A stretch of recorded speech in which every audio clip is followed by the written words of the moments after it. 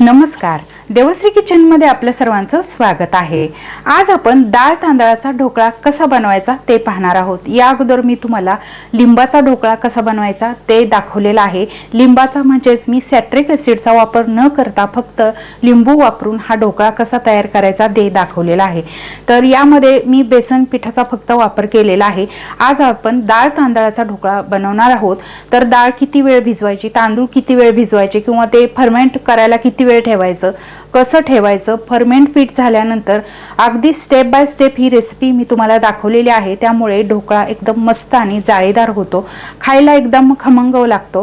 तर यामध्ये खूप साऱ्या टिप्सही दिलेल्या आहेत, त्यामुळे तुमचा ढोकळा अगदी परफेक्ट होईल। स्टेप बाय स्टेप जर ढोकळा बनवला तर अगदी परफेक्ट असा ढोकळा तयार होतो। अगदी मार्केटमध्ये मिळतो, बाहेर मिळतो, अगदी त्याच पद्धतीने ढोकळा आपण घरच्या घरी तयार करू शकतो। करायला अगदी सोपा आहे। स्टेप बाय स्टेप जर हा ढोकळा बनवला तर एकदम मस्त ढोकळा तयार होतो। या पद्धतीने तुम्ही नक्की करून पहा, तुमचा ढोकळा सुद्धा एकदम परफेक्टच होईल। तुम्हाला जर माझ्या रेसिपी आवडत असतील तर माझ्या चॅनलला सबस्क्राइब करायला विसरू नका। तुम्ही इंस्टाग्रामवरती असाल तर इंस्टाग्रामवरती मला फॉलो करा। इंस्टाग्रामची लिंकही मी खाली डिस्क्रिप्शन बॉक्समध्ये दिलेली आहे। बेसन पिठाचा ढोकळा लिंबू घालून कसा तयार करायचा ते दाखवलेला आहे, त्याची लिंकही मी खाली डिस्क्रिप्शन बॉक्समध्ये दिलेली आहे। तुम्ही नक्की पहा। खूप साऱ्या माझ्या छान छान रेसिपी आहेत, तुम्हाला कशा वाटतात ते कमेंट करून मला नक्की सांगा। चला तर मग वेळ न घालवता रेसिपीला सुरुवात करूया।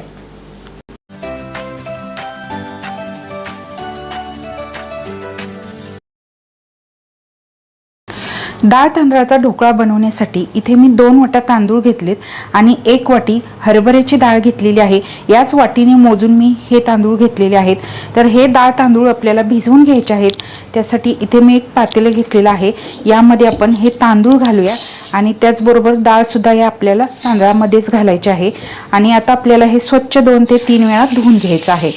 हे तांदूळ मी रेशनचे तांदूळ वापरते आहे। या तांदळामुळे ढोकळा आपला छान जाळीदार होतो। तर हे रेशनचे तांदूळ आहेत, त्यामुळे असे चोळून 2 ते 3 वेळा स्वच्छ धुवून घ्यायचे आहेत। 2 ते 3 वेळा धुवून झाल्यानंतर यामध्ये आपण भरपूर पाणी घालूया आणि याच्यावरती झाकण ठेवून साधारण 7 ते 8 तास आपण हे डाळ तांदूळ भिजवून घेऊया। जवळजवळ 8 तास झाले हे डाळ तांदूळ मी भिजत घालून। तर तुम्ही पाहू शकता डाळ एकदम छान अशी फुललेली आहे। हे पहा, अशी बोटानी नखानी तोडली तर तुटते, याचा अर्थ आपली डाळ छान भिजलेली आहे। तांदूळ लगेच भिजले जातात, पण डाळ भिजायला थोडासा वेळ लागतो। तर आता आपण हे डाळ तांदूळ वाटून घेऊयात। तर एक मिक्सरचं भांडं घ्यायचं, त्यामध्ये ही डाळ तांदूळ घालून घ्यायची आणि आपल्याला जर वाटण करताना किंवा हे बारीक करताना पाण्याची जर गरज लागली तर यातलंच पाण्याचा वापर करायचा आहे। हे भिजलेलं पाणी जर तुम्ही या बॅटरमध्ये घातलं तर फर्मेंटेशन चांगलं होतं, त्यासाठी आपल्याला याच पाण्याचा वापर करायचा आहे। आता आपण हे मिक्सरवरती छान बारीक करून घेऊया।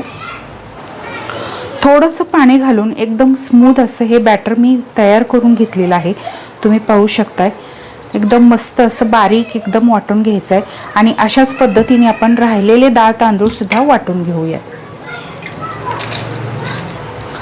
सगळे डाळ तांदूळ आपले वाटून झालेले आहेत। तुम्हाला याची कन्सिस्टन्सी दाखवते, हे पहा, चमच्याने उचलून दाखवते म्हणजे तुम्हाला समजेल। अशा पद्धतीने या बॅटरची कन्सिस्टन्सी ठेवायची आहे, म्हणजेच ढोकळ्यासाठी आपलं हे बॅटर एकदम परफेक्ट झालेलं आहे।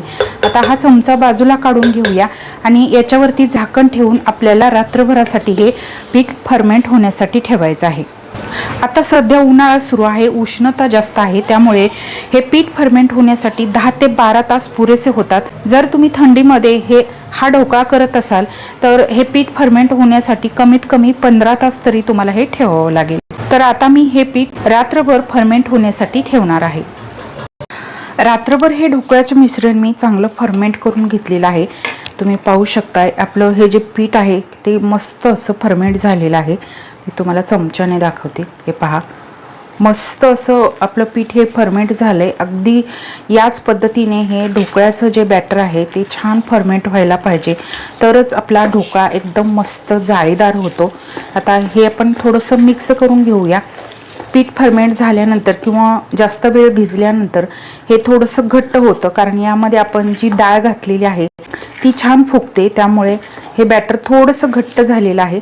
तर आपण याची कन्सिस्टन्सी ॲडजस्ट करण्यासाठी यामध्ये थोडंसं पाणी घालूया. अगदी 2 ते 3 चमचे एवढंच यामध्ये आपल्याला सुरुवातीला पाणी घालायचं आहे. हे मिक्स करून घेऊया. आता हे व्यवस्थित मिक्स झालेलं आहे, तुम्ही पाहू शकताय. अशा पद्धतीने बॅटरची कन्सिस्टन्सी आपल्याला ठेवायची आहे. खूप जास्त पातळही नाही आणि खूप जास्त घट्टसुद्धा नाही. हे पहा अशा पद्धतीने.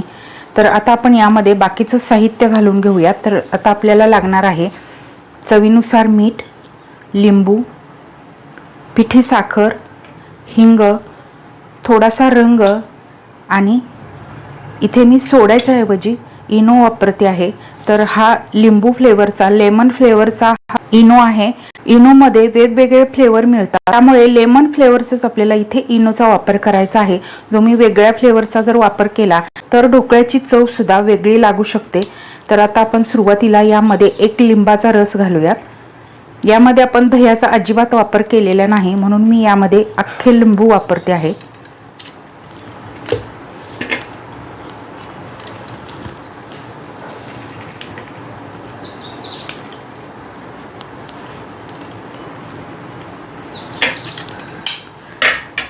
आता आपण यामध्ये चवीनुसार मीठ घालूयात. साधारण अर्धा चमचा एवढं मीठ आहे. 1 चमचा पिठी साखर आहे. चिमूटभर हिंग आहे आणि अगदी चिमूटभर हा येलो कलर आहे, तो मी यामध्ये घालते. तुम्हाला कलर घालायचा नसेल तर चिमूटभर तुम्ही हळद घातली तरीही चालेल, पण बऱ्याच वेळा काय होतं, हळदीमुळे लालसर असा ढोकळा दिसतो. त्यासाठी शक्यतो ढोकळ्याला लेमन कलर वापरा, म्हणजे रंग खूप मस्त येतो. अगदी बाहेर जसा ढोकळा मिळतो तसा रंग या ढोकळ्याला आपण घरी आणू शकतो. हे व्यवस्थित मिक्स करून घेऊया. आता हे व्यवस्थित मिश्रण मिक्स झालेलं आहे, तुम्ही पाहू शकताय. आता आपण हे थोड्या वेळासाठी बाजूला ठेवूया आणि थोडीशी पूर्वतयारी करून घेऊया. ज्या ताटामध्ये आपण ढोकळा तयार करणार आहोत ते ताट घ्यायचं आहे. त्याला तेलाने ग्रीस करून घ्यायचं आहे. ढोकळा करण्याचं ताट, डबा किंवा तुम्ही ज्या भांड्यात ढोकळा स्टीम करणार आहात ते भांडं थोडंसं काठाने उंच असावं, म्हणजे ढोकळा फुलायला जागा मिळते, त्यामुळे ढोकळासुद्धा एकदम मस्त फुलतो. तर आता आपण हे व्यवस्थित या ताटाला तेल लावून घेऊया. एका पाटीमध्ये 1 इंच पाणी ठेवायचं आहे आणि ते उकळायला ठेवायचं आहे आणि त्यामध्ये असं एक स्टँड ठेवायचं आहे आणि त्यावरती आता आपण हे ताट ठेवूया ज्याला आपण तेल लावून घेतलेलं आहे. आणि ढोकळा घालण्या अगोदर हे ताट छान आपल्याला गरम करून घ्यायचं आहे. आता आपण या बॅटरमध्ये साधारण 2 चमचे एवढं तेल घालूयात. पूर्वतयारी अगोदर करून घेतल्यानंतरच आपल्याला यामध्ये तेल व इनो घालायचा आहे. तर यामध्ये मी 1 चमचा इनो घालते. आता हे व्यवस्थित आपण फेटून घेऊयात. जोपर्यंत हे बॅटर अगदी हलकं फुलकं होत नाही, फ्लफी होत नाही, तोपर्यंत आपल्याला हे छान फेटून घ्यायचं आहे. तुम्ही पाहू शकता आपलं बॅटर एकदम जाळीदार आणि हलकं फुलकं झालेलं आहे. इथून पुढची जी प्रोसेस आहे खूप फास्ट आपल्याला करायची आहे. आपण या बॅटरमध्ये इनो घातल्या तो पटकन ॲक्टिव्ह होतो आणि इनो ॲक्टिव्ह आहे तोपर्यंतच हे बॅटर आपल्याला पटकन आपण ग्रीस करून घेतलेल्या ताटामध्ये घालायचं आहे.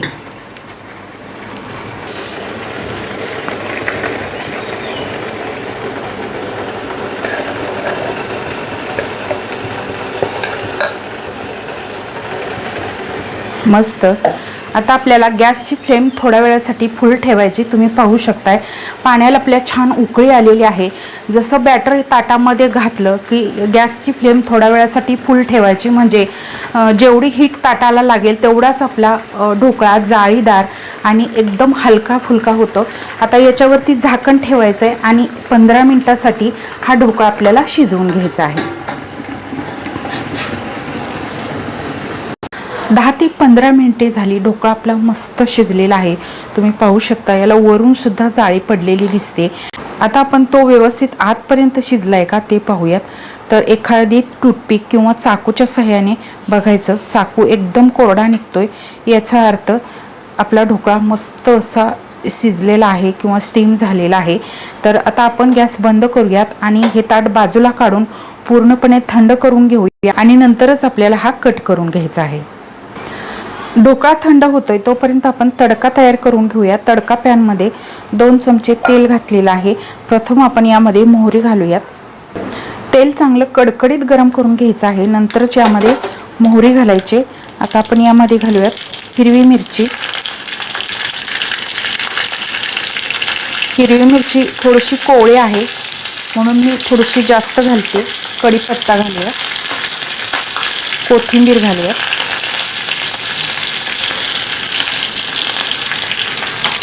आणि आता यामध्ये घालूयात अगदी चिमूटभर मीठ।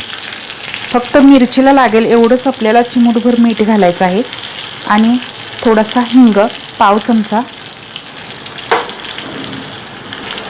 तर हे व्यवस्थित मिक्स करून मस्त असा यात तडका तयार करून घेऊया। ढोकळा आपला छान थंड झालेला आहे। आता आपण तो कट करून घेऊया। सुरुवातीला याच्या कडा लूज करून घ्यायच्या आहेत।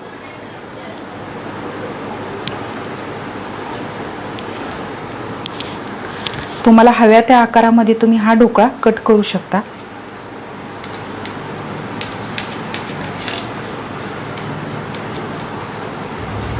ढोकळा कट करण्यासाठी तो पूर्ण थंड झाला पाहिजे, तरच तो ढोकळा व्यवस्थित कट होतो। ही एक टिप आहे, लक्षात ठेवा। ढोकळा कधीही पूर्ण थंड झाल्यानंतरच तो कट करून घ्या, व्यवस्थित कट होतो।